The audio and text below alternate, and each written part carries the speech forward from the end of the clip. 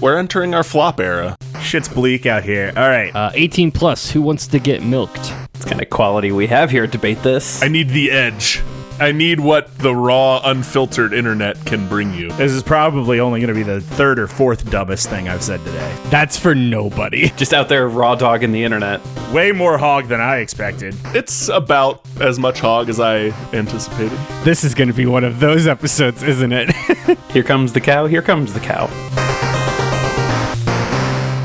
All right, let's get this over with so we can play Magic.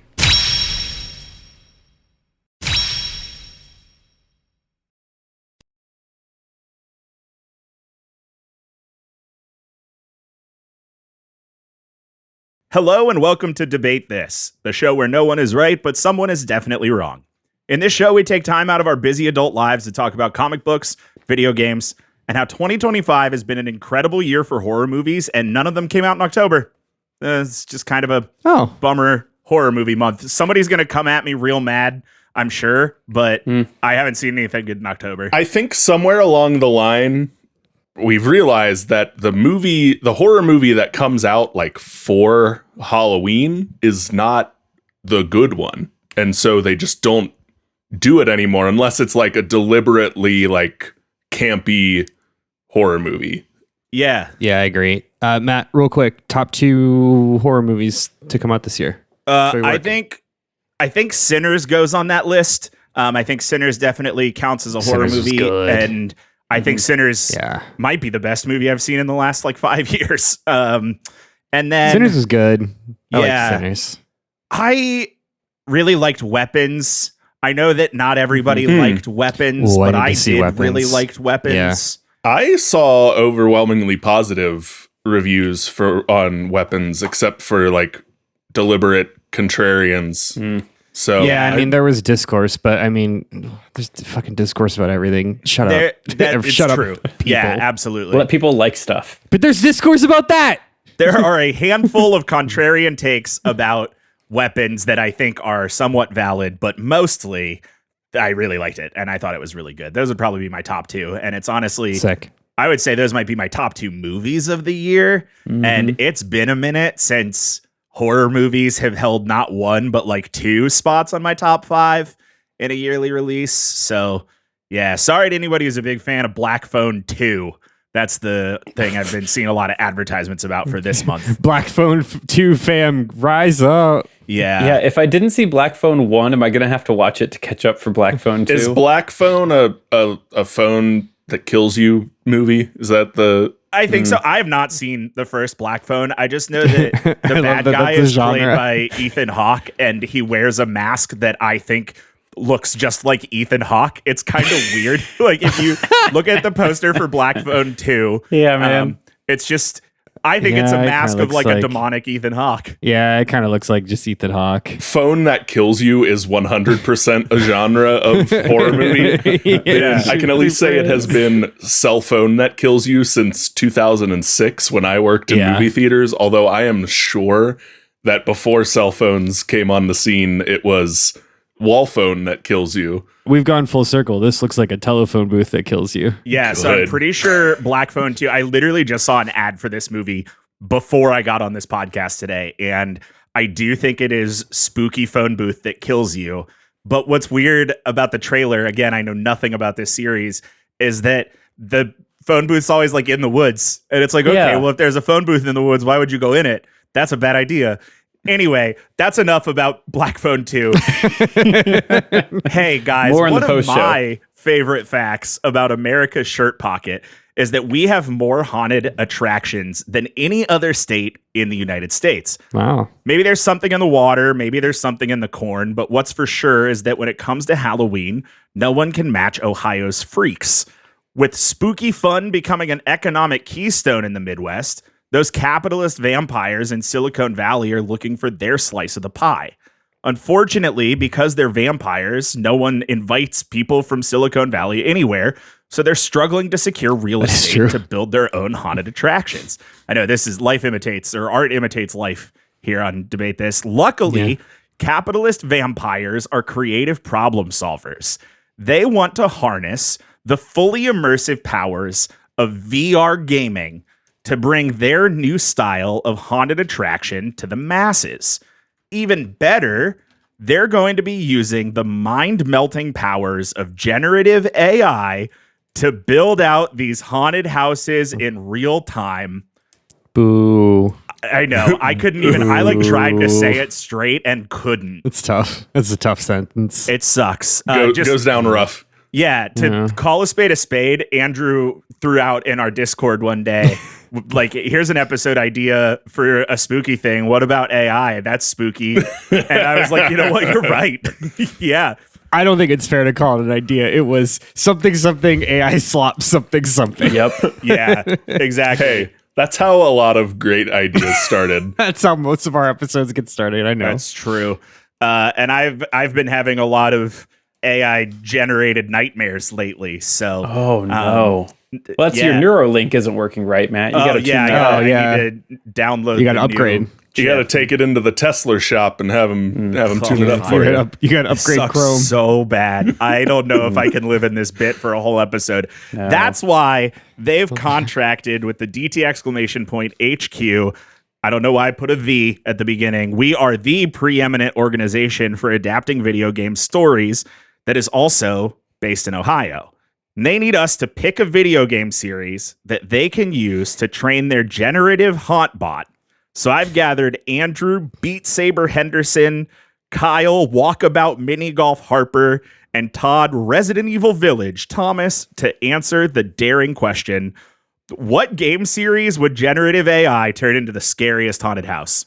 I don't think we talk enough about Andrew's Beat Saber era. I've never played Beat Saber. Well, how do you think you got the arthritis? Yeah, exactly. The arthritis? Yeah, the disease about arthritis. Yeah. These are pretty much the only 3 VR games that I can tell you off the top of my head. So I was going to say there's no other connection between these 3. Yeah. No. Each one of these is like, these 2 ones have these in common, and then there's this other game. Yeah. Like, this is a Beat Saber and Resident Evil Village are very... Yeah, they're very... This is a purple in connections. Beat Saber and Resident Evil Village are like 2 very high-profile VR games. And then there's Walkabout Mini Golf. Yeah, that... I don't know why I had this thought as I read the middle names, but I had the thought of, did Untitled Goose Game get a VR version? There should be VR Untitled Goose Game. I don't think so. There's no way it did. No. I didn't see it on the listicles. I frantically searched before this podcast. So I'm changing my answer to Untitled Goose Game VR. The more I think about it. Give Kyle 5 minutes. Okay. Anyway, we are feeding a game series to AI to make a nightmare. Now, just disclaimer, this is a bit. AI fucking sucks. That is the explicit stance of Debate This as a podcast. This is a bit because it's scary. Okay, we're feeding a game series to AI to make a nightmare. What series do you suggest? And why do you think it would make a great theme for a haunted house? Andrew, we'll start with you. Yeah. So on the surface, N64 classic Banjo-Kazooie might not seem like a prime candidate for a spooky haunted house, but think about it this way. A spooky old castle riddled with monsters run by a Timu Dr. Frankenstein and a literal wicked witch with actual black magic, Gruntilda. It's got all of the trappings of a classic Halloween party with enough spooky whimsy to rival that of our favorite Halloween movie, which is canon, Halloween Town. Now, the 2 N64 Banjo-Kazooie games still stand today as, I would argue, one of the most sought after franchises that need a new entry that absolutely won't get a new entry. Many reasons why, mostly in part to Rare's status under the thumb of Microsoft and the fact that pretty much everyone who worked on these games have been gone from Rare for many, many years. And the fact that Banjo-Kazooie has had so many spiritual successors, including Yooka-Laylee, which has 2 games of its own, which is arguably a bigger franchise, as big a franchise as Banjo-Kazooie. It was also made by most of the people that made Banjo-Kazooie. So yeah, we're not getting another Banjo-Kazooie. But Gruntilda's castle as a setting is perfect not just for the, traditional Monster Mash era haunted house vibes. It's Banjo-Kazooie canon that Gruntilda's castle is a gateway to many other worlds, right? Just like Peach's castle in Mario 64. And this is kind of the basis of our VR spooky venture. You, the player, you can visit the rolling hills of Mumbo's Mountain, the dark depths of Clanker's Cavern, or the snowy mountains of Freeze Easy Peak. All of this lovingly reimagined just how you remember it. Using the most available generative AI software. That's right. Introducing the latest in digital AI and shitification, Banjo-Kazooie. Yeah. Oh, No. oh. Okay. Please vomit. And I'm apprehensive to say too many good things too early, but probably the scariest moment, or one of my scariest moments in video games, goes all the way back to Banjo-Kazooie, and I think I know where we're going, and I don't want to spoil your bit, but I'm excited. We probably aren't. Oh, well, I have nothing else to say. Maybe. Then. Okay. We probably aren't. Also, that game is hard as hell, and I think that there's something pretty upsetting about feeding things I'm really nostalgic about to AI and having it spit them out in uncanny, not quite right ways, because I won't remember what exactly right looks like. Yeah, that sucks. That's what we're doing. That's what we're doing. Ugh. That's it. You nailed it. It sucks. I hate this. Okay, Kyle, it's your turn. What's next?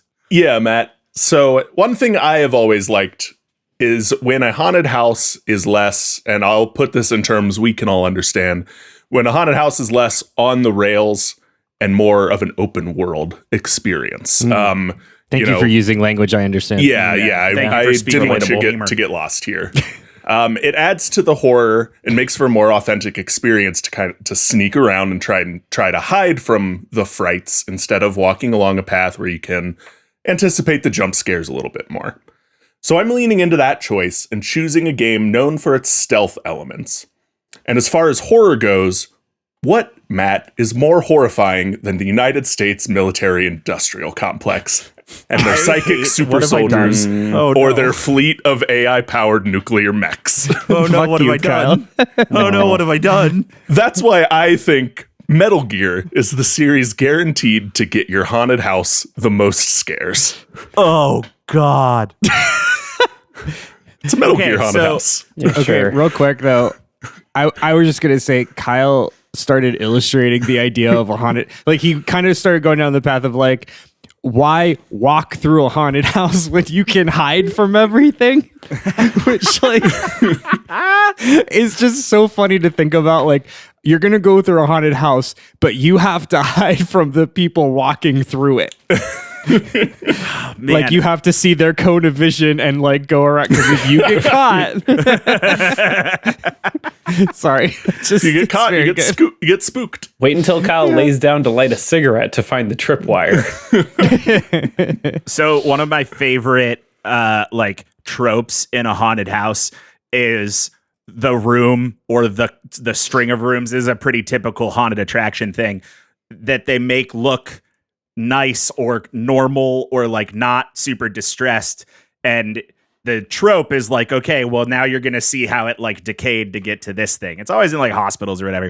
And there was a couple of years ago that I was in South Carolina and I went to a year-round haunt, and their whole bit was a virus outbreak, and it was like you started in a government lab and then you watched the government fumble a viral outbreak. Oh, yeah. Which was crazy that it hadn't been rethemed in South Carolina, and also super scary and upsetting and terrifying and like not great for me. So this whole US government in my VR AI game is just really awful.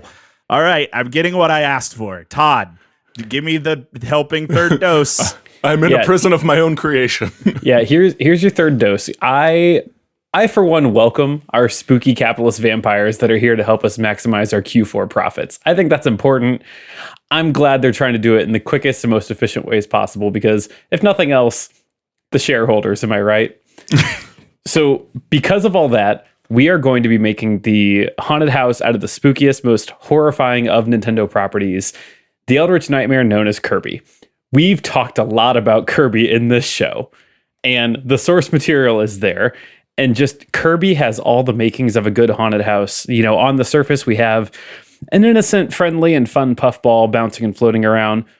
But behind those cold, lifeless eyes lies an unyielding hunger that longs to be satiated through the fulfillment that will never come. It is unyielding. It is all devouring. And I'll just keep this simple and easy here. Kirby as an IP makes the perfect haunted house because Kirby is like a haunted house.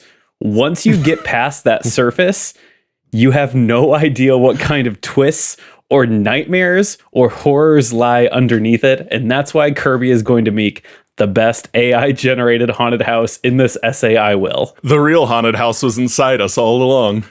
Yeah. Kyle, the real haunted house is inside us all along. It sounds like it was inside Kirby. Are we doing a Bowser's Inside Story inside Kirby? Is that what you're doing? I'm not going to be that on the nose, but we could be. Okay. That would be crazy. Yeah. He's not going to be that on the nose because Kirby doesn't have a nose. Kirby doesn't have a nose. Fair Good point. point. I will jump ahead and say the haunted house is not a pink house with Kirby's mouth that you walk into. That's too much. We're not. that's horrifying. And that would take some actual human artistic thought to build, and we're not doing that. That's also an excellent point. Yeah, true. No, nothing human and nothing artistic, and certainly nothing that's a thought here on this nightmare of a VR game. Okay, I am reaping. Look at me sowing. Look at me reaping. You have I'm sowed. reaping. And now you are reaping. And I hate it. Okay, it's important to remember, and we've reminded the capitalist vampires, that AI isn't really good at anything and probably won't do a good job replicating these IPs. They have assured us that this jankiness will be part of the charm, and they want to build it into the games. So with that in mind, what features and or characters of your game is AI the most likely to distort, and how will it become a total nightmare?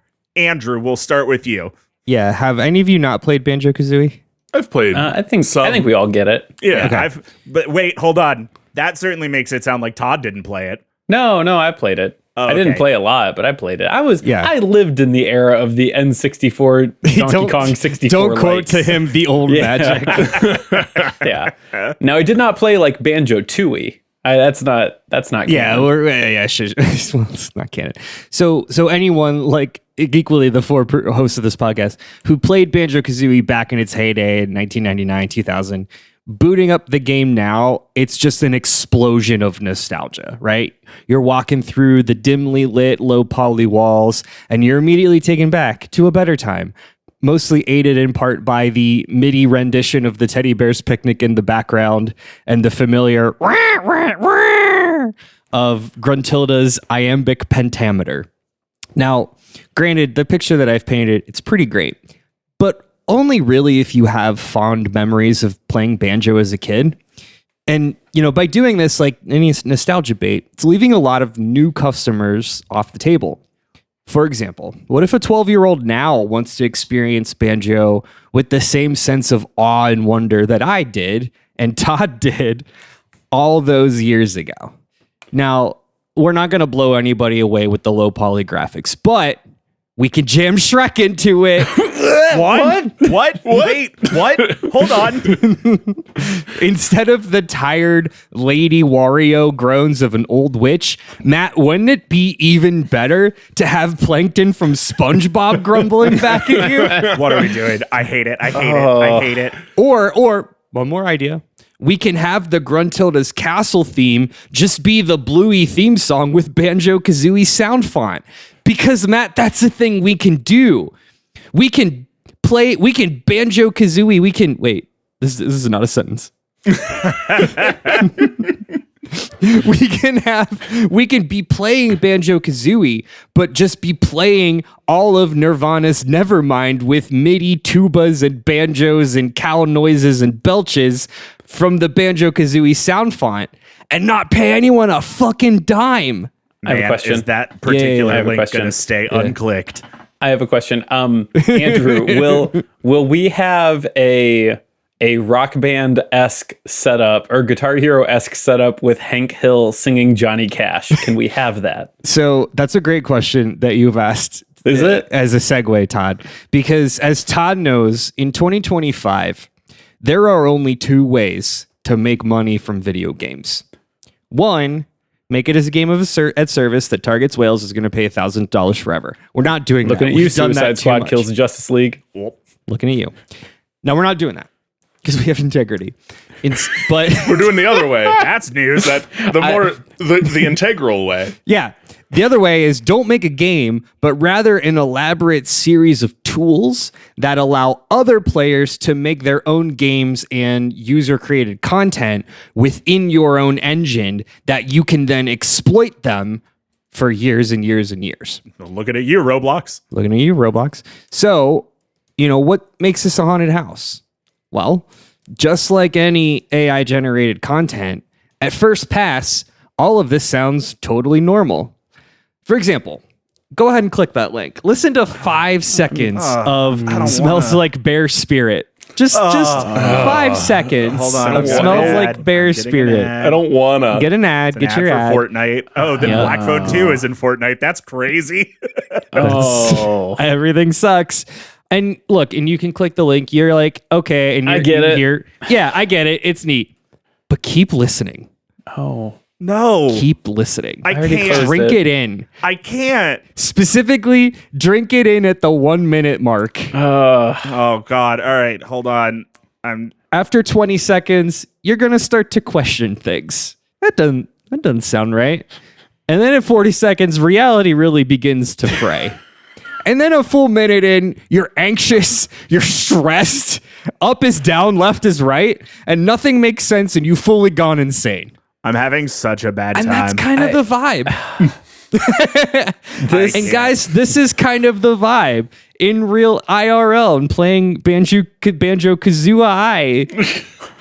It's kind of like, and like, that I'm painting a picture with sounds, but like to paint a picture with pictures, it's like, imagine if you drew the map of Banjo-Kazooie, all of those worlds just based on memory alone.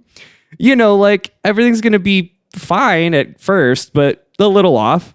Okay, like, well, this music note doesn't really go there. Maybe it goes over there, but like, it's fine. And, you're going to see like a Jinjo over there that appears deep crimson red, despite the fact that like there was no deep crimson red Jinjos. But again, like, fine. And then, maybe instead of his trademark Ikum Bokum, Mumbo Jumbo's going to walk over you and start singing Skibbity Toilet with Joe Biden's voice. Oh, man. Oh, man. Come on. I have never regretted asking a question quite the way I regret what I've asked here today. I also have to own up that I think this is the most scared I've ever been on an episode of this podcast. I'm horrified. All right. Good. That song you made us listen to. So I've played in GarageBand before. I get it.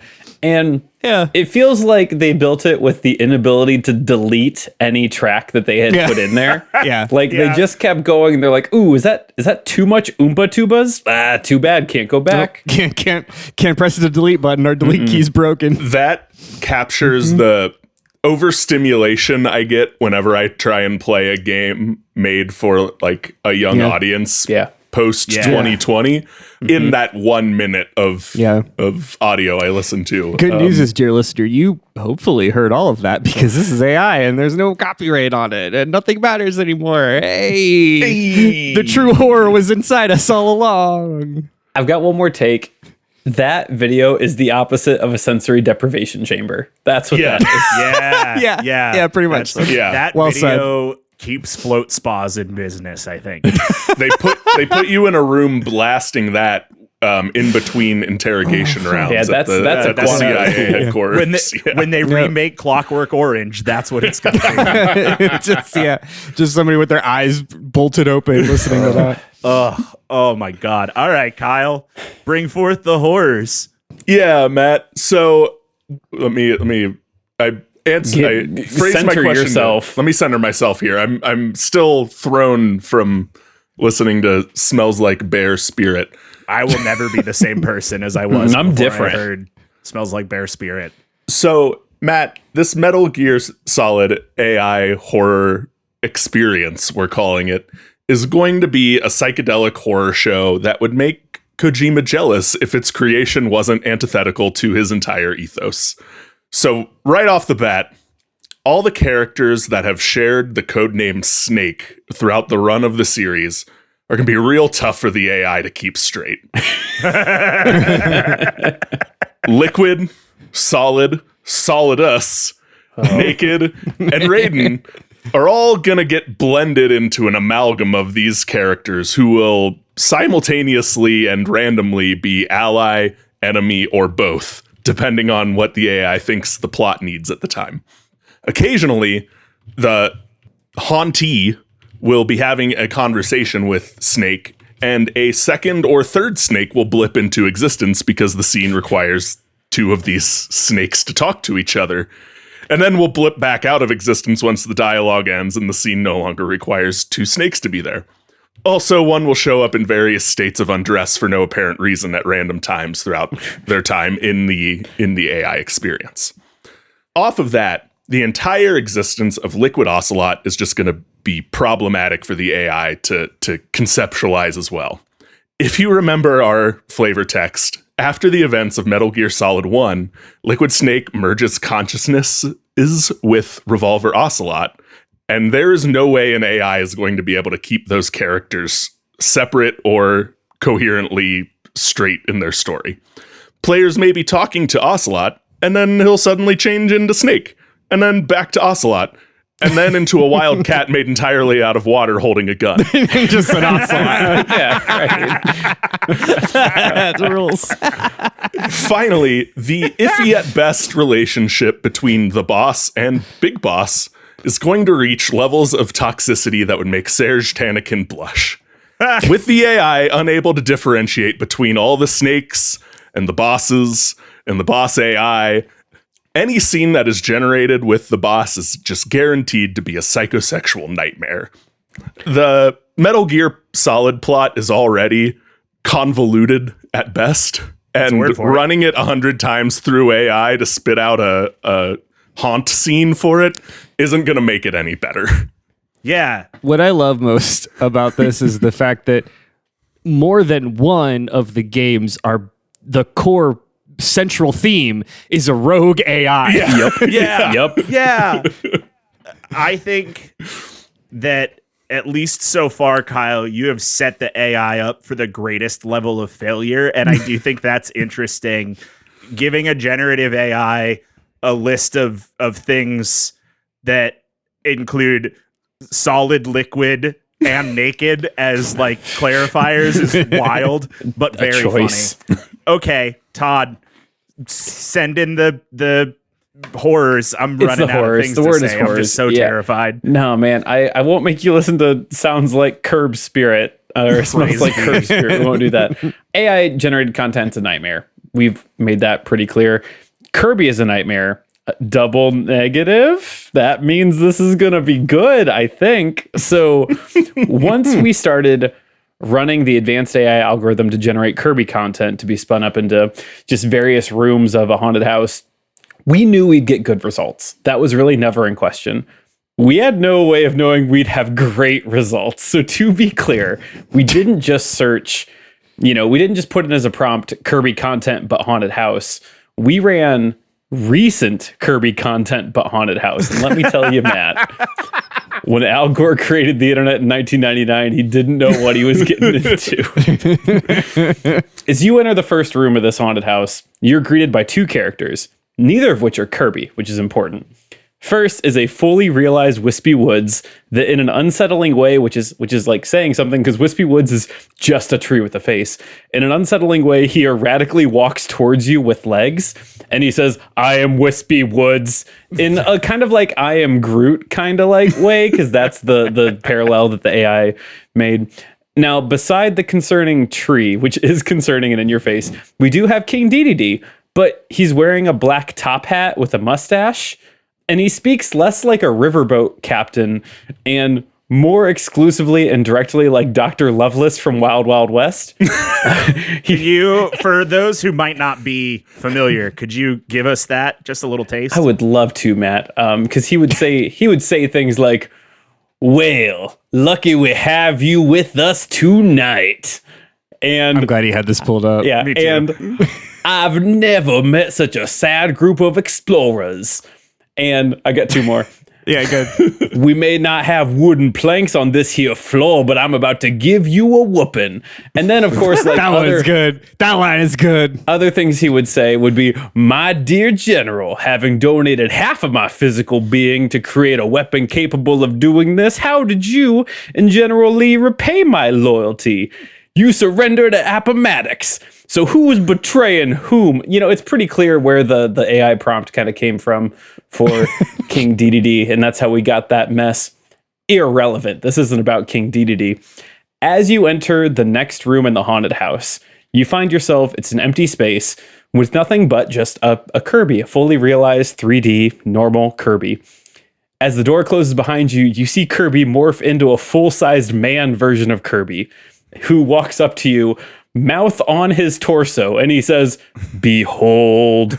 Suddenly, a football goalpost appears, and then it also becomes bright pink and forms small stubby feet on the bottom of it before it waddles towards you, eyes and mouth in location that aren't correct. And I don't need to explain that to you. Goalpost, Kirby, eyes and mouth are not correct. You can figure it out. And it just keeps saying over and over again, be a superstar. Be a superstar as it approaches you. And at that point, you see the only exit is the one off to your right. So you like run through that door and more objects, a trampoline, a moped, a small 2-story house.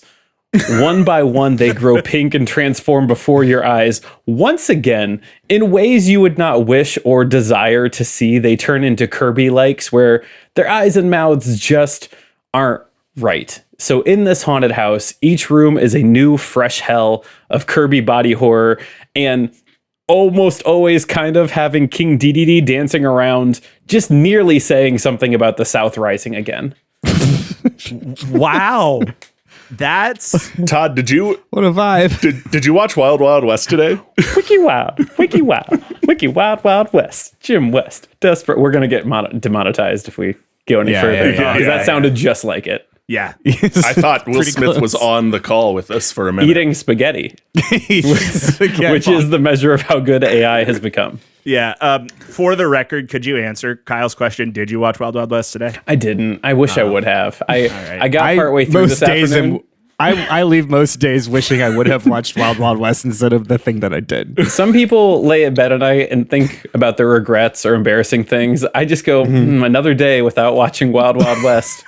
Another day without watching 1999's Wild Wild West, the year the internet was invented. Good grief. Do you think if he could see what the internet, if he knew what the internet was going to become, Al Gore wouldn't have invented it back in 1999? Yeah, he would have thrown the vial against the wall. Yeah, and said, "This will never leave the lab." I do love that. Like, I'm old enough to remember that Al Gore invented the internet in 1999 when like he didn't, obviously, but it's very, very funny that like that's a whole thing. Oh God! I love Andrew's conception that the internet was something that came in a vial. In a vial. Yeah, it escaped the lab and it's now gone out and we cannot put it back. Yeah. Oh God. Okay. So I have one more question here for you. If we're gonna train an AI model, we're gonna need everything, and I do mean everything. I mean that's how these AI models work. Is you just take things that real people made, you steal them, and then you replicate them poorly. That's what AI is. So I need to know what forgotten supplemental media from your property we will feed to the algo, and how will it affect the AI output? Why is Kirby with legs in the chat? Why is Wispy Woods with legs in the chat? Oh, God. Okay. This is way more tame than what I had imagined. Yeah, it's actually pretty good. Jesus Christ. It's very wholesome. What are we putting in the algo? What are we feeding? Tell me the slop. Andrew, your slop, please. What gets sucked into the AI and ruins everything? So the problem with telling AI to capture all Banjo-Kazooie content is that the algorithm doesn't know how to discern, much like Wispy Woods with legs, the algorithm doesn't know how to discern official material and non-official / fan-made material. Now, we're not going to get into weirdness. We're actually going to get more wholesome, which is, I don't know if you guys already know this, but there are a strangely high number of Banjo-Kazooie ROM hacks that take Banjo and Kazooie, along with like key banjo items, sounds, and other assets, and just like pops them into other games. Mostly a lot of N64 games. So it's like, what would it be like to play Banjo-Kazooie in Mario 64? Cue images that I am pulling up. What would it be like to play Banjo-Kazooie, but in Diddy Kong Racing? That's the same image. Or what about GoldenEye 007? These images are great on this audio podcast. Yeah. So there's, again, like, play in this dear listener, play in this space with me. It's putting Banjo-Kazooie in other. Yeah. It's a bear in Diddy Kong Racing, and then it's a bear in a GoldenEye map. You get it. You get it. So, fortunately, Banjo-Kazooie is going to be a celebration of all of these fun fan-made games. Whether any of us likes it or not, that's what the algorithm has determined. But that doesn't end there, because we do have one more official Banjo-Kazooie game that the AI algo picked up and kind of melded into this stone AI soup. Now, not only is Banjo and Mumbo Jumbo Joe Biden going to be leaping off of GoldenEye's dam to the tunes of Smells Like Teen Spirit and the Mario 68. Joe Biden. Mumbo Biden. As they leap off the GoldenEye's dams to the tunes of Smells Like Teen Spirit in the Mario 64 sound font. It's the lo-fi version, don't worry. But due to the existence of the Xbox 360 racer / car builder game, Banjo-Kazooie Nuts and Bolts, Banjo-Kazooie and Mumbo Jumbo Joe Biden will be driving a Jeep Grand Cherokee off of GoldenEye's dam to the tunes of Smells Like Teen Spirit in the Mario 64 sound font. That's the lo-fi version. It's the enshittification of Banjo-Kazooie, everybody. We got there. It's Fortnite. Everything's Fortnite. Everything's Fortnite. Everything's Fortnite. Go fuck yourselves. Happy Halloween. I am excited that, so while Andrew was talking, I put half a dozen troubling Kirby images in our notes, which you can get access to by paying $10 a month at our Patreon. But thank you for listening to my bit instead. You're welcome. I'm pretty pumped that I think these should just be the social media post with no content. No context to it. Just especially the Kirby feet. Yes feet. It is a Kirby that just says yes feet, which good is upsetting. Yeah, I can make that happen. I can do that. Yeah. Okay. Wow. We did it. You enshittified it. Did it. All right, Kyle. What's the Metal Gear monster? Yeah, Matt. So surprisingly, even after everything I said on how convoluted the plot of the Metal Gear series has been, the tone and the gameplay has remained relatively consistent throughout, except for 2 entries in the Metal Gear franchise. And that is the PSP's Metal Gear Acid 1 and 2, aka the Metal Gear card battler game. Yeah, brother.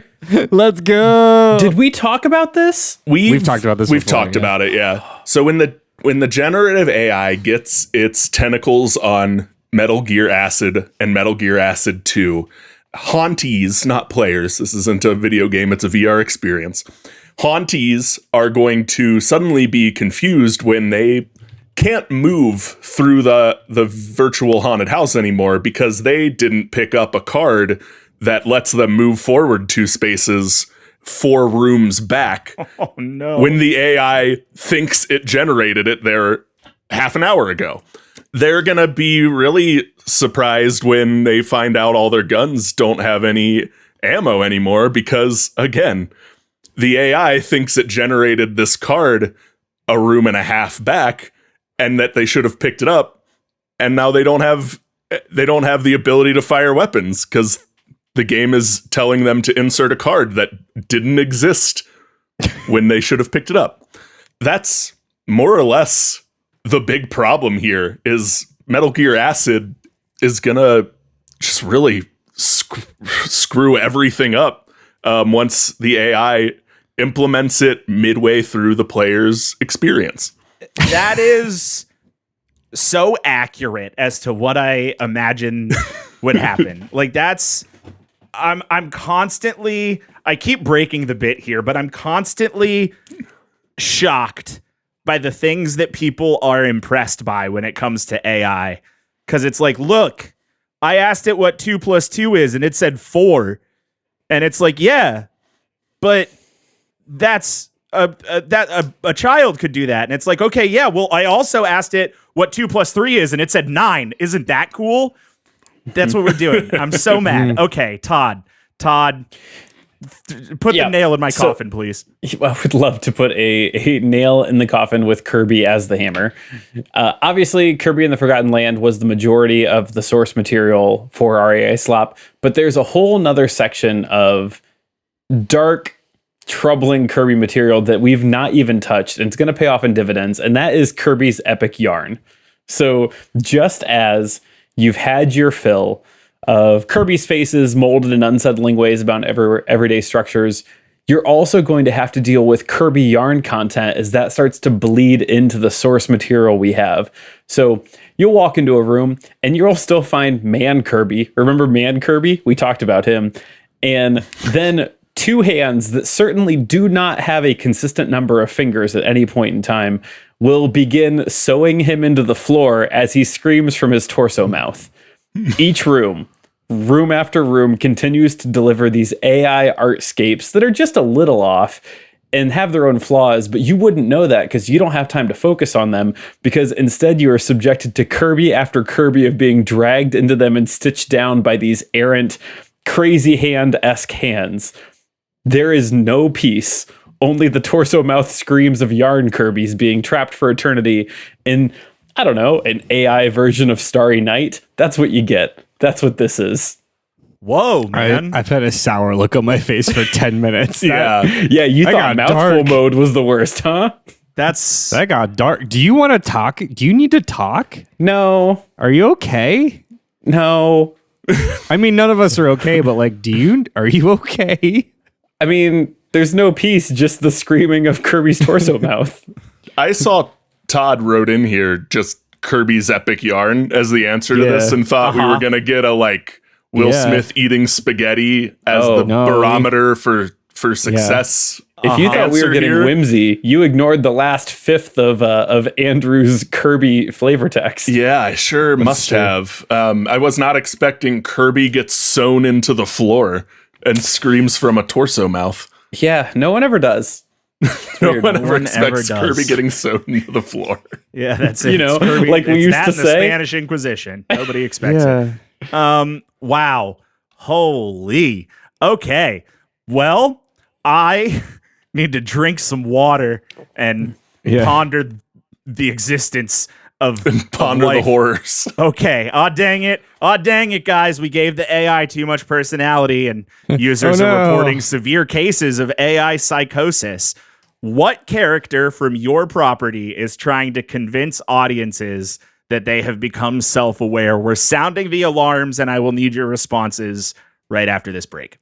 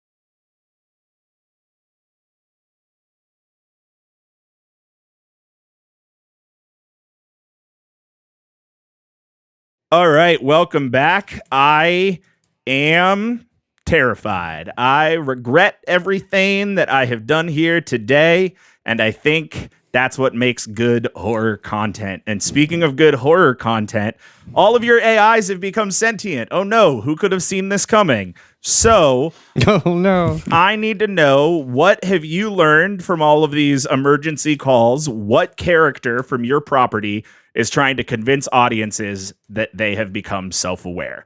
Andrew. So the only way that we could match the finesse, the vibe, the artistry. You got the emphasis right. I'm sticking with it. Artistry Of Gruntilda's rhymes, her consistent rhyming scheme was, of course, to write a ChatGPT query over and over again to say this, but in Gruntilda's rhymes. Unfortunately, it was trying to connect with the youth too much, and now it has become sentient. Fortunately, it doesn't really want to take over. It just wants to be another one of the youth. So imagine I'm just going to get you in the space.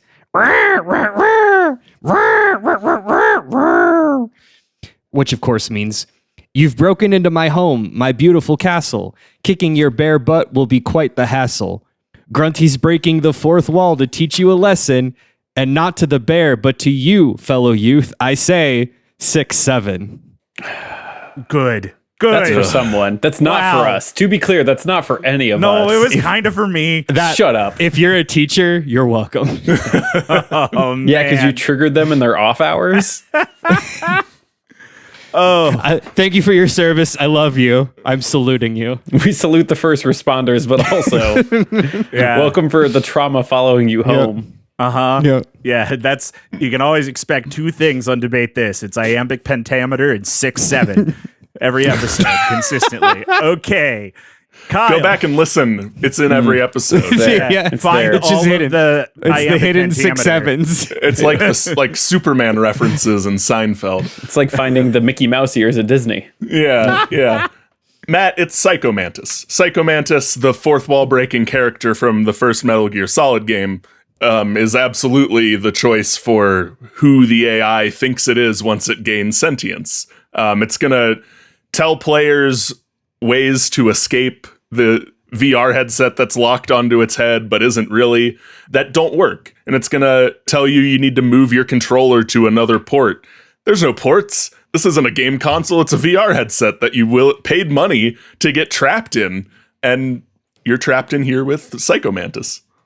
That would be awful. I think that's like a seemingly right answer to this terrible question. Psycho Mantis would be an awful person to be stuck with. And the most horrible VR experience is right. It's therapy. It's forced therapy. Yeah. No iambic pentameter though, so you are playing from behind on that. Todd. I think I'm playing from ahead if I'm not forcing iambic pentameter on anyone. Kyle was going to talk about the man from Nantucket. Is that anything? Does that get us anywhere? Yeah, Matt, no surprise here. It's King DDD. As expected. It's no secret here. We did generate him based off of the Kirby Right Back At Ya King DDD, but we forgot what the show was called. And so instead we put, in quotes, King DDD, but talks like Dr. Loveless from 1999's Wild Wild West in the prompt. That's what we did to generate him. And for those unfamiliar with the source material of 1999's Wild Wild West, in short, we now have a self-aware hammer-swinging penguin who keeps calling people Yankee scum and exclusively referring geographically to things in relation to the Mason-Dixon line. So it's incredibly problematic, and we do have to put him down. Is that okay, though? Is that a huge departure from his Creole background? Well, okay. So I thought a lot out of the bit. I thought a lot about this. And yeah, I'm sure Todd really thought about the ramifications of what he was doing. The nuances, today. Kyle. I at first kind of imagined him more as like a Creole restaurant owner. That's kind of like what I thought King DDD was. And then I was like, what about Dr. Loveless? That's like the evil version of this. Oh, what if we go way beyond that? And so Yeah, I mean, again, out of the bit, if someone was like, "Ooh, what's the move? What does he talk?" Yeah, kind of like Dr. Loveless. Just put that in. Just put that in. I'm sure the AI won't go too far on that one. Huh. But anyway, we put him down. Wow. For the record, not a lot between Creole and deep Southern patriotism. That's more of a French thing. Anyway, this sucks, and I hate it. Mm-hmm. And honestly, it's pretty rough. You gave me what I asked for. And as stated earlier, I don't know that I've ever been this uncomfortable on an episode of this podcast, and so I'd like to finish it. Why don't you give me a closing statement? But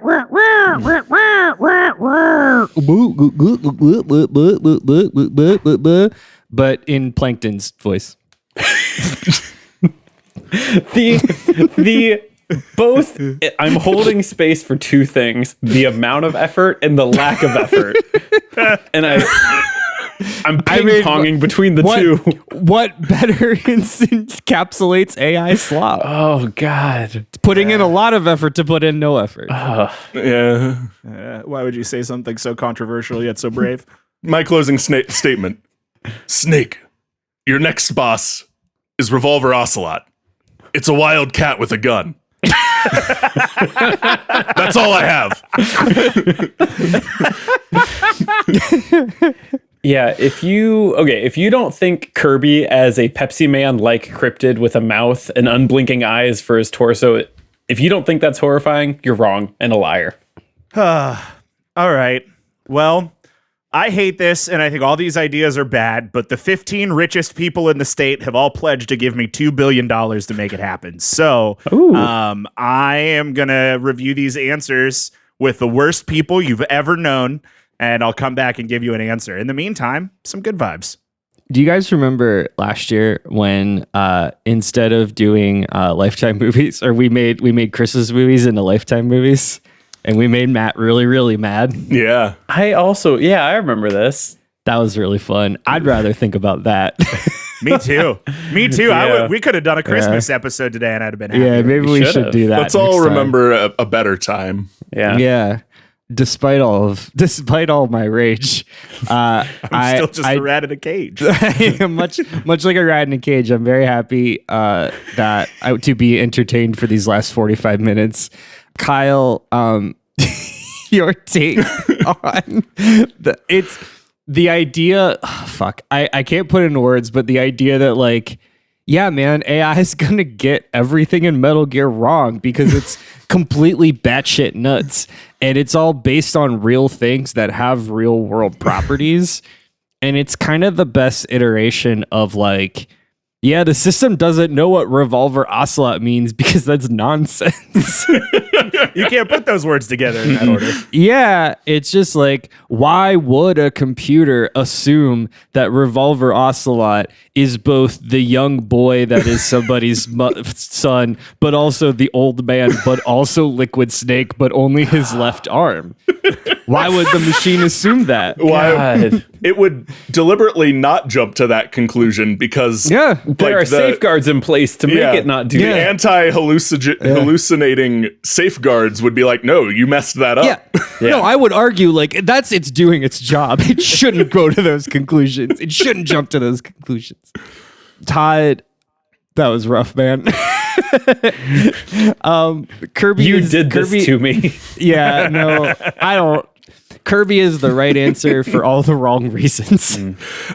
Yeah, Andrew, I love and hate what you turning Banjo-Kazooie into more Fortnite slop, into more like Roblox insanity. It sucks. It sucks in the best way for this answer. I'm still mad about Smells Like Bear Spirit because I went to YouTube for music for the first time in a while this week and had to wade through a glut of AI generated. Yeah, it's a lot of AI lo-fi. Yeah. And I'm mad all over again. So I think that means you did a good job and great. Todd, once again, Kirby is horrifying. Kirby always has been horrifying. Kirby always will be horrifying. It's the terror that comes with trying to resist the primal urge of hunger, I think we've all decided. And isn't that the most horrifying thing of all? He is the deadly sin, gluttony. That would be accurate. Andrew, you took me back to the simpler time in TikTok when every fifth video was a cell-shaded Hank Hill singing Creep by Radiohead. That's kind of what you did. And that is exactly what I did. What I love so much is that you kind of did a really good example of like, put Banjo-Kazooie into AI and then just free it and let it see what it naturally devolves into. Is absolutely, it would tie into the rest of the weave of AI and be like, oh, we know what you're looking for. It's Joe Biden dubs. That's what you want. It's Gruntilda talking, but Subway Surfer is underneath it, so you can pay attention. The Joe Biden, Donald Trump playing on a Fortnite chat. That's 100%. But Gruntilda is also there. That's where I was going. I didn't think of the Subway Surfers, but fuck, dude, that's really good. I've watched more content than I'd like to admit with that. Anyway, we all have. Andrew kind of said it, and I'm going to say it again. Kyle, Metal Gear Solid fed into an AI generator. Like, I think it would alert someone. Like, someone in power would be like, hey, we think this one is too wrong. We think we really fell apart here. No, I see what everyone's been saying. They're right. We need to shut this whole AI project down now. Thinking of all the names of the ridiculous bosses, Revolver Ocelot is the best example of like Snake. It's a wild cat, but also a gun. After it shoots 6 bullets, it will have to reload, but also it's a wild cat. Like, don't look at it in the eyes or something. Its left arm is entirely water for some reason. It's a predatory animal, so its eyes are on the front of its head. Its peripheral vision is not strong, but yet it has a gun. Like, there's just something really, really good about tainting nothing in the source material and just saying, here you go. This is gonna do exactly what it needs to do at face value. Yeah. Well, speaking of presented at face value, you guys really presented value right into my face. Anyway, that didn't work out the way that I thought it might in my head. Kind of like this episode. Yeah, this is 2 years in a row where I've like, here's a spooky Halloween thing, and then 20 minutes in, I hate it, and 60 minutes in, I want to die. This time, though, you really gave me what I asked for, and I think all of you did a great job at creating a nightmare, and you also all created a nightmare for like different reasons and picked out different things that AI does so poorly that would like really mess it all up. And so in my heart, we are all losers, and also all 3 of you are winners. Unfortunately, 25 billionaires have dumped more money than God has ever seen into this and have picked an answer. And we have our winner here today. So here's how it's shaken down. Kyle, I really loved what you created because I think Psycho Mantis is the scariest video game character to be convinced that it has become sentient, and telling users that they are locked into their headsets even though they're not is really scary. However, all of these billionaires are also in the US government, and so we can't do anything that's anti-government, so you're not going to win today. And then, Todd, that leaves it to you and Andrew. And while a lot of these billionaires really liked some of the images you described, they feel like they kind of already have enough of that content anyway. And only one of you gave us a proven path to income, which is the in-shitification of everything. Andrew Henderson, you are our winner here today. You have harnessed the nightmare and shoved it into our eyes via Oculus Rift. Congratulations. Everything is Fortnite forever and ever. Eat shit. Happy Halloween. When you said that earlier, I really tried to think like everything is one of 2 things, Fortnite or something else. Or Roblox, yeah. And well, I think Roblox is just is of, also Fortnite, or Fortnite's a Roblox. Like I think everything's just Fortnite. Is Fortnite a sandwich? It's like nanomachines. It's like nanomachine. Instead of gray goop, we get Fortnite. Nanomachines. Yeah. Fortnite The for gray everything. goop of the internet. Yeah. The gray goop of the internet. This is a nightmare. I'm done with this. Thank you all for listening to Debate This, especially on these, the scariest episodes we can possibly come up with. Insert a lightning strike right there in post and some thunder. Ooh. Thank you. Hey, you can follow along with the arguments on Instagram, YouTube, and Patreon at Debate This Cast, or on our website at debatethiscast.com. And if you want to support Debate This more, check out our Patreon. Like Todd said, he filled this notes doc with upsetting Kirby images, but there's some other slop in here too, and you can see it all by subscribing at the $10 tier on Patreon, but you can get into our Discord at the $5 tier. Again, all the details at patreon.com/debatethiscast. Until next time, I'm Matt Cole. I'm Andrew. Okay, that's a good question. Love can't bloom on the battlefield because love is not a flower and therefore doesn't grow from the ground and can't grow and bloom its petals because it's not a flower. Do you have another question? Otacon Anderson. I'm Kyle. The AI is not going to know what to do when it runs into Hot Coldman Harper. And I'm Todd. AI psychosis. Isn't that just a fancy word for being bummed out, Thomas? And we're saying thanks for debating with us. And if you think we're wrong, you can come fight us behind the swing sets, nerds.